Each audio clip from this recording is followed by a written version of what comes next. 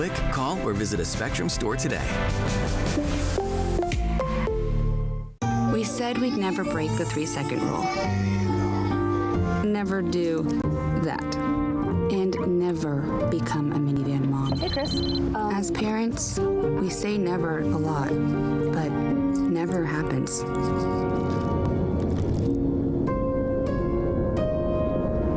So when you say you'd never leave your child in a hot car, know it can happen.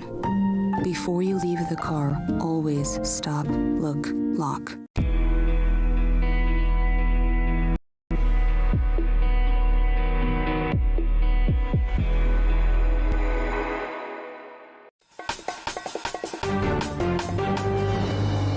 Good morning, I'm Bree Driscoll, and here's your Spectrum News in 90.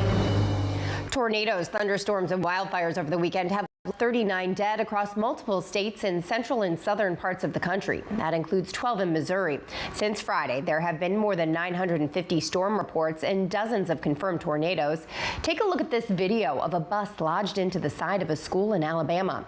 President Donald Trump says a National Guard team has been deployed to Arkansas, where 3 were left dead. For only the 4th time since inception in 1798, the Alien Enemies Act was invoked over the weekend.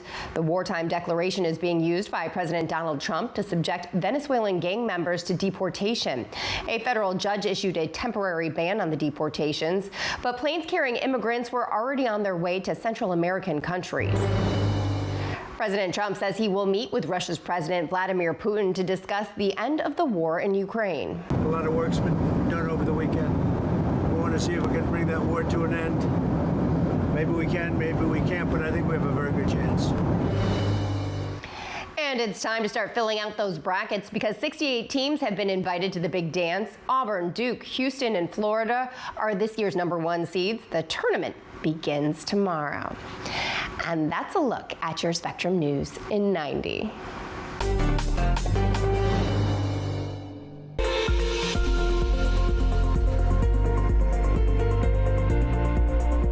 Good Monday morning, everybody. I'm meteorologist Ramel Carpenter with your weather on the Ones forecast. Hope you all had a wonderful weekend. Certainly was quite active in the weather department with a multi-day severe weather outbreak. We start the week off with some quiet weather all across the lower 48, highs getting back into the mid-70s in the Midwest, and then across the Southeast, a little on the cooler side of things with highs in the low 60s. But we have another storm system on the way for the Central Plains as we approach midweek. We'll talk about that in more detail coming up.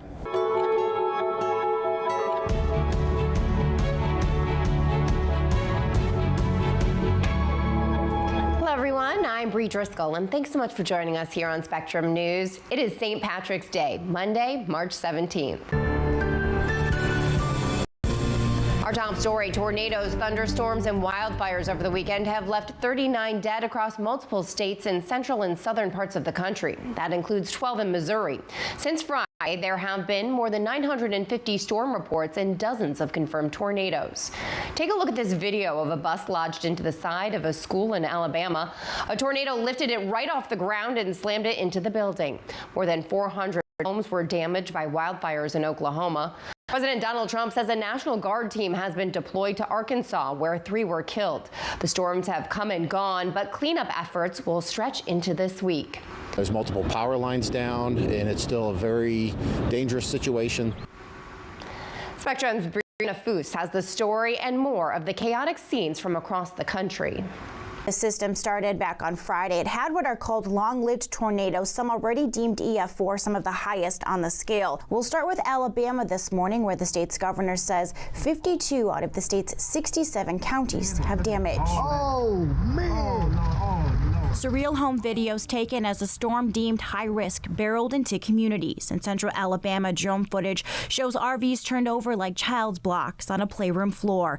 Buildings are leveled and folks are left in shock and grief as cleanup continues. Most of Alabama was severely impacted, and at least 3 were killed from the storm. Pastor Charles Kelly of Winterboro Community Church is counting his blessings this Monday. Man, just by God's grace, I mean, very, very minimal damage. Across the street from the church, the school bus was found tossed into the side of a school. That school, as you can see, is a total loss. In Missouri, the devastation is no different, and the state has the highest death toll on record with 12 dead. Kansas lost 8. In Mississippi, a tornado triggered a tornado emergency. It's the most urgent type of tornado warning after a radar indicated it was launching debris 5 miles into the air. State authorities say at least 6 were killed. There have been around 80 tornado reports with dozens confirmed. Storm surveys will now be ongoing for the next few days to get the final count. The National Weather Service already says at least 2 EF4 tornadoes tore through Arkansas on Friday alone. It was the first time in some 25 years the state has experienced multiple EF4 tornadoes in a single day. 3 were killed. Meantime, in Kentucky, we were primarily spared. Most of it missed us, but really thinking about those families further south from us. We know what it's like to lose far too many of our people to tornadoes or flooding, and so certainly the Commonwealth stands ready to help in whatever way we can. well, to note, wildfires and dust storms were spun off by this massive system. Oklahoma reeling from devastation and wildfires this morning. At least 4 have been killed. Meteorologist Ramel Carpenter joins us now. Ramel, what made the situation particularly dangerous throughout the country? Yeah, so we had a pretty strong storm system, area of low pressure that really tightened up across the Central Plains, and that frontal system associated with it really tapped into that moisture coming in from the Gulf, and it really helped develop some strong long-track tornadoes across Mississippi, Alabama, and across the southeastern United States over the course of this weekend. This was a multi-day severe weather outbreak, and we had reports of damaging winds as far north as portions of New York, up towards West Virginia, Pennsylvania, into the Ohio Valley as well. But here are the numbers so far, what we have: 85 tornado reports, and we're going to continue to see the National Weather Service teams surveying that damage. And the strongest one so far was an EF4 tornado that happened Friday night in Diaz, Arkansas. Certainly was an unsettled weekend and very active as well, Bree. That is for sure. And now the storm system has moved out from the country? Yeah, it continues to work its way off the eastern coast. We're going to be dealing with some rain, non-severe thunderstorms across the northeastern portions of the country, but quiet weather in store for us to start the new work and school week off, Bree. Some good news there. Thank you so much, Ramel. President Donald Trump is speaking about the war in Ukraine and his administration's efforts to address the southern border. Spectrum's Angie Gonzalez joins us now from Washington with more. Angie, what did the president say about a possible ceasefire deal between Russia and Ukraine?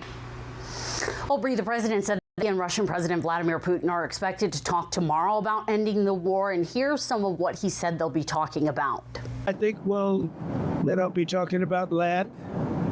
It's a lot of land. It's a lot different than it was before the wars, you know. And we'll be talking about land. We'll be talking about power plants. Now, last month, the Trump administration opened up talks between the U.S. and Russia in hopes of brokering an end to the war that began with Russia's invasion of Ukraine in 2022. U.S. Special Envoy to the Middle East, Steve Witkoff, has been part of those negotiations, and they're hopefully going to lead to a 30-day pause in fighting, if not more.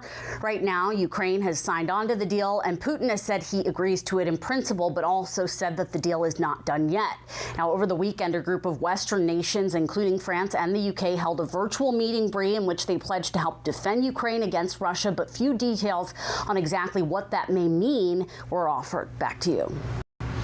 And Angie, the president was also asked about his administration's use of a controversial law to speed up deportations. What can you tell us about that?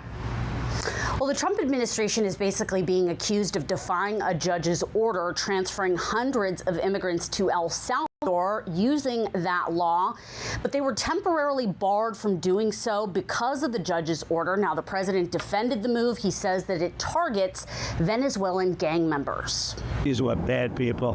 That was a bad group of, as I say, operators. Now, this started after the Trump administration, again, ordered the removal of these immigrants in question using an 18th century wartime declaration. Now, a judge later blocked the deportations and verbally ordered the planes be turned around and sent back to the U.S., but that directive was not included in the written order. Bree? Angie Gonzalez reporting for us this morning from Washington. Thank you, Angie.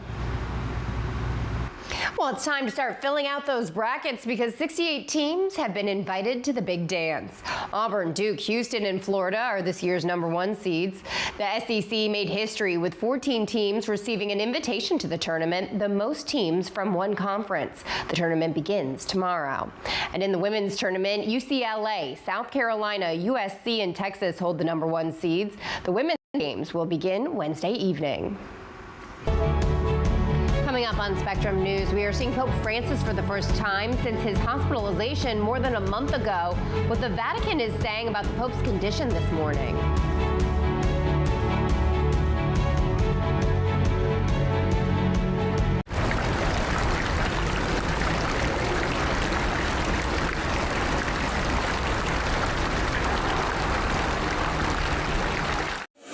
Weather can be beautiful, inconvenient, and at times powerful.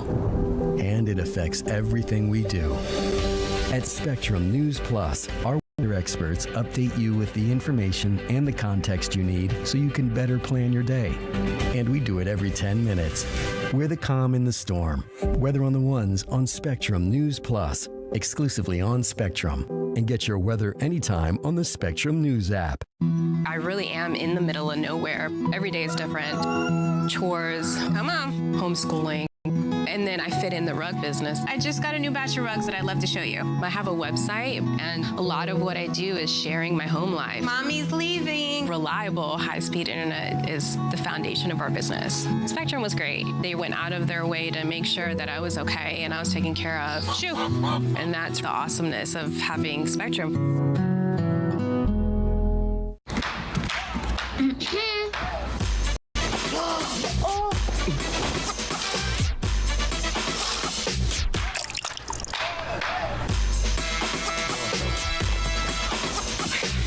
You're not going to get it all right. Just make sure you nail the big stuff. Mama! Like making sure your kids are in the right seat for their age and size. Get it right at nhtsa.gov/the-right-seat.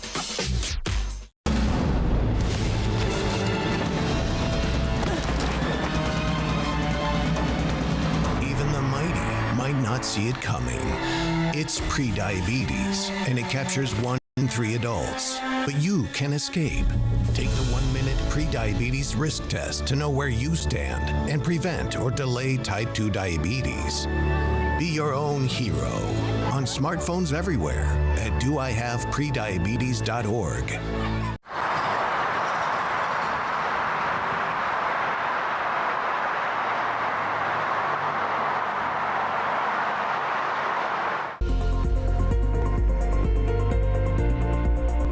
Welcome back, everybody. I'm meteorologist Mel Carpenter with your weather on the Ones forecast. Over the weekend, we had a multi-day severe weather outbreak that started in the Midwest, worked its way into portions of the Deep South and off the eastern coast for our Sunday. Just take a look at the hundreds of storm reports we've had over the last 48 hours. Lots of damaging wind reports. That was the primary concern with the setup, but we also had a large for long track tornadoes on Saturday, and that was the case across Mississippi and Alabama, even in parts of Georgia late Saturday night into early Sunday morning, and that unfortunately led to some fatalities in a few of those areas as well. Long track tornadoes that stayed on the ground for long periods of time, and they were stronger than EF2 status as well. To the north of that, across the Ohio Valley, we had plenty of storm reports in the form of damaging winds north of 60+ miles per hour. Our storm system worked its way across this area yesterday, but overall the severe weather component was much stronger well to the south. And we also picked up some beneficial rainfall across the southeastern United States, adding up to around 2 to 3 inches in a few spots from the Virginias, stretching all the way down into portions of Georgia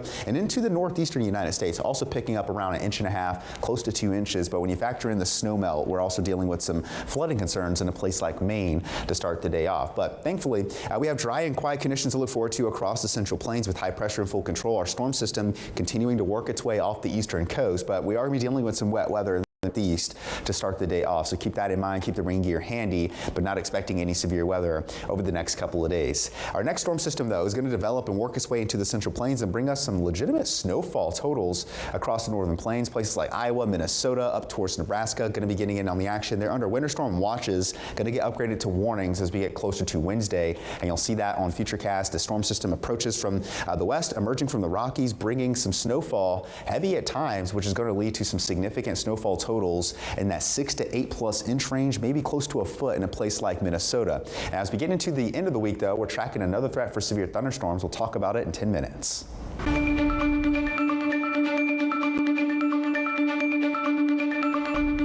And here's a look at what you need to know this morning. Tornadoes, thunderstorms, and wildfires over the weekend have left 39 dead across multiple states in central and southern parts of the country. That includes 12 in Missouri.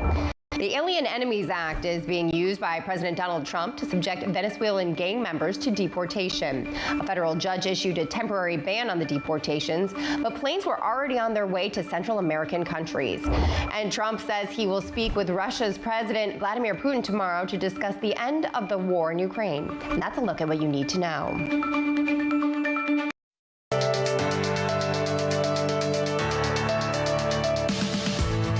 Dozens are reported killed after President Donald Trump ordered airstrikes against Iran-backed rebels in Yemen.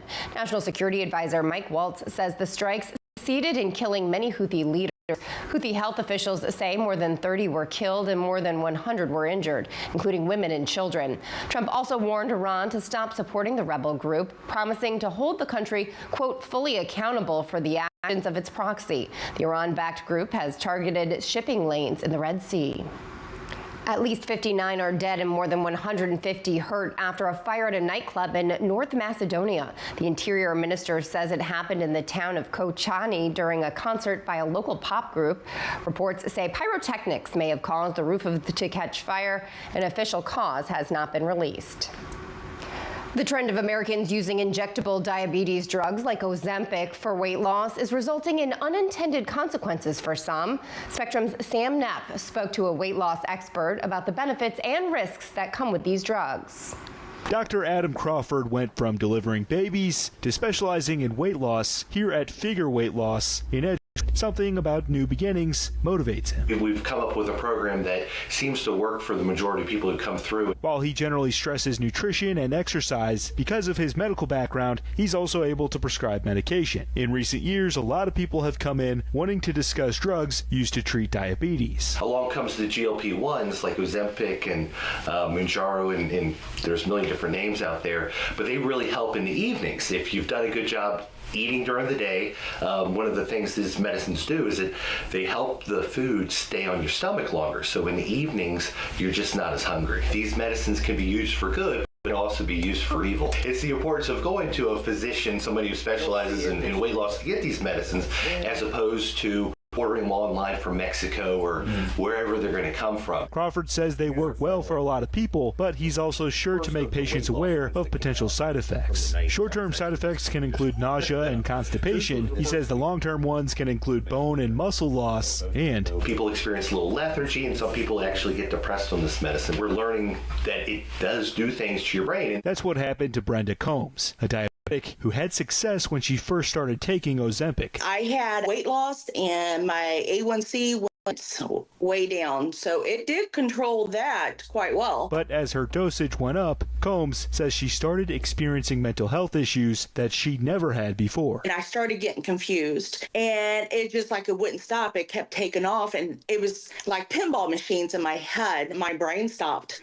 It was the weirdest stuff ever, and it was just like, I'm going crazy. That's the first thing I thought. And then things got worse. I started self-harming. I didn't know how to deal with emotions anymore. May of 23, I tried to commit suicide because I started thinking about, how I could commit suicide for no reason. How I could commit suicide, and I tried it. Combs says she felt alone, but then started seeing articles of others having similar experiences. She opened up to her doctor and got off Ozempic. When I came off the shot, it's like, where have I been? I wasn't there on these drugs. Now she's encouraging others to do their own research before they consider taking drugs like Ozempic. Crawford says issues seem to be dose dependent. The discussion is always, what are you eating? Because it always comes back to lose weight the right way is about eating and not restricting. If you go about it that way, the side effects can be minimized, and I really don't have any qualms with prescribing these medicines as long as you're thinking about eating. Like so many things when it comes to health, he says it's not a one-size-fits-all issue. In Edgewood, Sam Neff, Spectrum News. The Vatican releasing a brand new photo of the Pope. The image marks the first time the public has seen the 88-year-old leader of the Catholic Church since his hospitalization last month. It shows Francis in a hospital chapel in Rome where he participated in Mass. The Pope has been slowly recovering after contracting pneumonia in both lungs. According to the Church, that has not stopped him from working. The NASA astronauts that have stayed in orbit longer than expected are heading back to Earth tomorrow. A 4-person crew arrived at the International Space Station this weekend to replace Suni Williams and Butch Wilmore. Williams and Wilmore will stay on the ISS a little longer to show the new astronauts their way around the space station before heading back to Earth after an extended 9-month stay. They're expected to make their return to Earth tomorrow evening. Just ahead here on Spectrum News, on this St. Patrick's Day, a look at the Irish influence in America.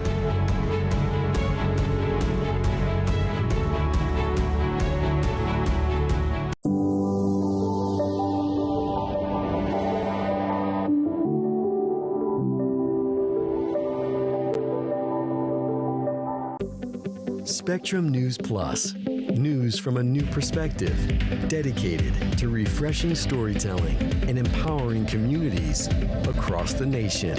With balanced reporting, providing real context and in-depth coverage 24 hours a day. Here's a look at your forecast across the country. Local stories, connecting communities. We are Spectrum News Plus.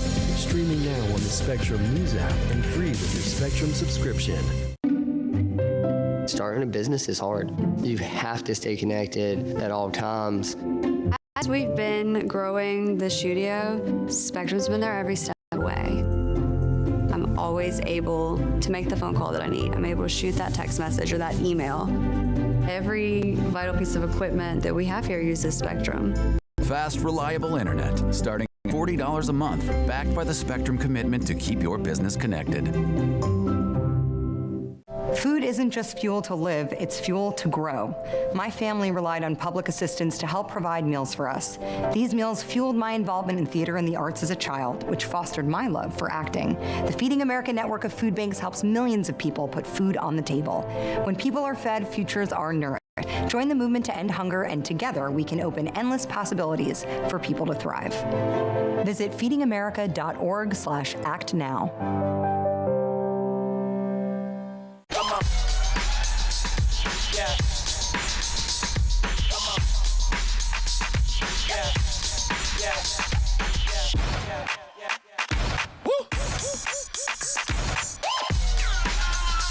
You're not going to get it all right. Just make sure you nail the big stuff, like making sure your kids are in the right seat for their age and size. Get it right at nhtsa.gov/the-right-seat.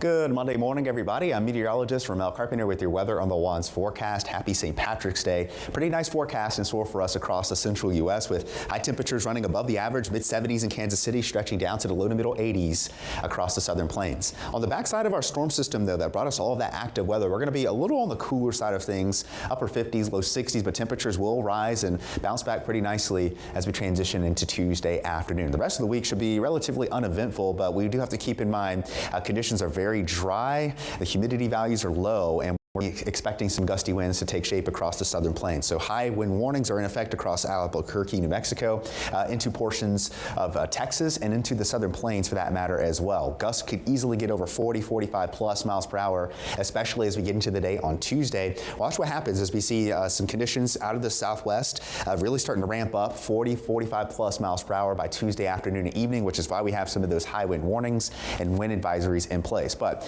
that also will contribute to red flag warnings across the southern plains as well. We had that in effect through Tuesday afternoon. We had several wildfires break out over the course of the weekend because of those dry conditions and the breezy weather that we've had. Gusts were over 50 plus miles per hour at times over the course of the weekend, which led to those wildfires. But with dry weather in place, we're going to see this frontal system continuing to exit off the eastern coast, and we're going to stay a little unsettled across the northeastern portions of the United States. Flash flood watches remain in effect across the northeast as we are dealing with some rain and some snow melt in a place like like Maine and up towards western New York. But all eyes will eventually shift to the Central Plains again as our next storm system develop, bringing us another low-level threat for severe thunderstorms across the Midwest. This does include the St. Louis region up through Chicago, Illinois, western Kentucky, and to the Tennessee Valley for that matter as well. Not a big risk, not as big as what we had over the course of the weekend, but still a low-level threat nonetheless, with damaging wind gusts being the primary concern. So we'll walk you through it with Futurecast. We're going to see this storm system bring on the colder side of it some snowfall that could easily get up to over half a foot in a few spots across the northern plains over towards Iowa, Kansas, down into Minnesota and Wisconsin as well. And then we'll have to watch for this line of thunderstorms really developing as we transition into the end of the day on Wednesday. This will bring us that threat for damaging wind gusts. Not expecting widespread tornadoes or anything of that matter that we had over the weekend, but certainly a good day to be weather aware as conditions are expected to really ramp up towards the end of the day on Wednesday. And make sure you have multiple ways of receiving severe weather alerts.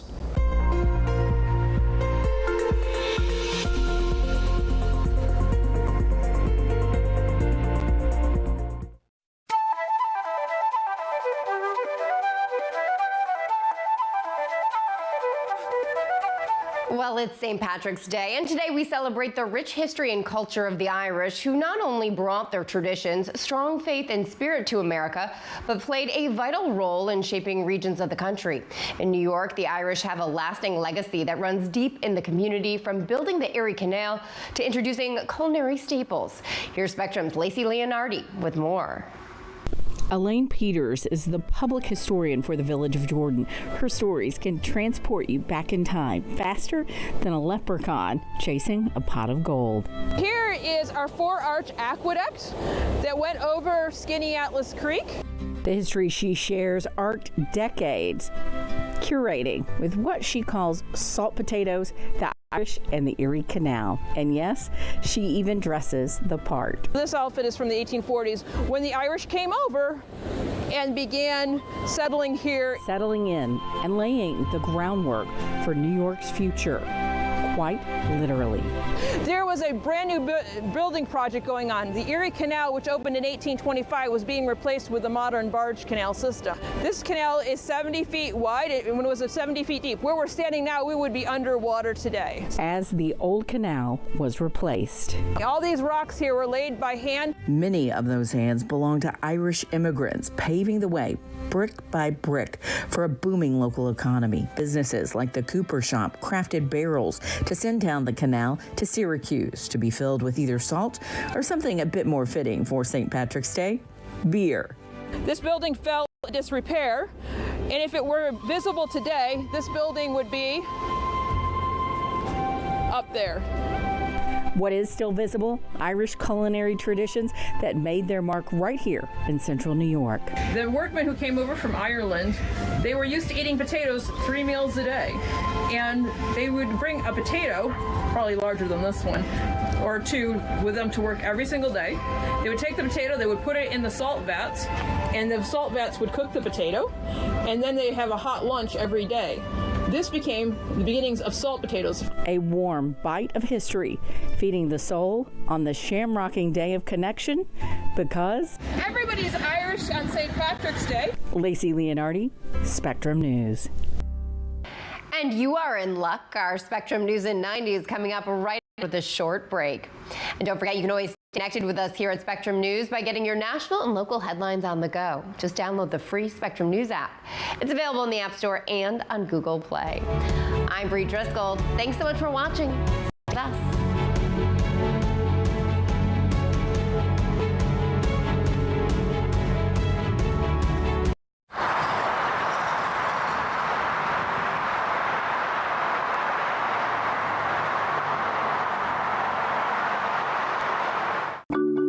I tell my son, I love you every single day. I love you. And my dad has never said that to me. Not because he doesn't love me, but because culturally it wasn't comfortable for him.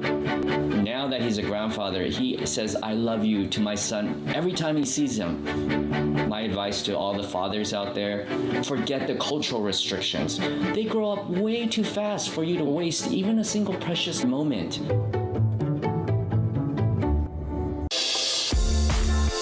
It's game time at the arena and 20,000 fans are looking for a win. With an ultra-high-speed network and seamless Wi-Fi, fans can get in the door fast and share the game's best moments in real time. And with Spectrum Business committed to keeping them connected 100% of the time, they won't miss a second of the action. A secure, reliable connection from Spectrum Business means the fan experience is a guaranteed win.